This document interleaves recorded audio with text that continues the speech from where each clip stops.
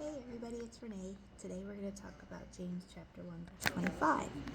It says, "But the one who looks into the perfect law, the law of liberty, and perseveres, being no hearer who forgets, but a doer who acts, he will be blessed in his doing."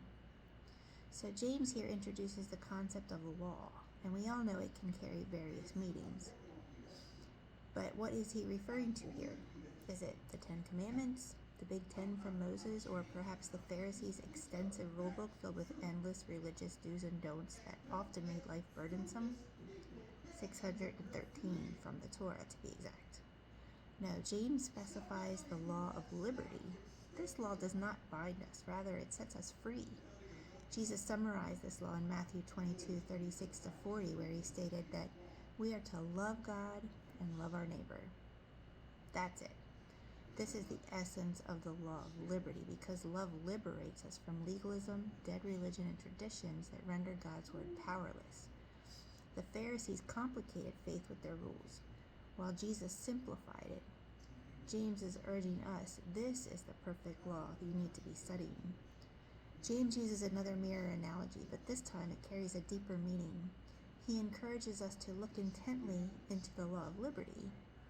The Greek word here that he uses suggests leaning in or taking a closer look and deeply investigating. It's as if someone is stooping down to study their reflection, taking in every detail, fine line and chin hairs. But what should we see when we do this? Jesus. This isn't an unattainable ideal. James is telling us that as we truly study and apply and live out God's word, we begin to look like Jesus more and more. And here's the exciting part. He will be blessed in this doing. James isn't referring to blessed in a vague or generic sense. The Greek word written here means supremely, ridiculously, and hilariously blessed. Will I be able to tell you exactly what God's blessing will looks like? No. Will it always be easy or comfortable? Probably not. But is it worth it? Absolutely yes. When you walk in obedience, you walk in blessing. No exceptions. So draw near, take a deep look at God's word, and see what it reveals to your heart. Don't ignore what you observe. Apply it and allow it to transform you. Live out the law of liberty and watch how God blesses your life.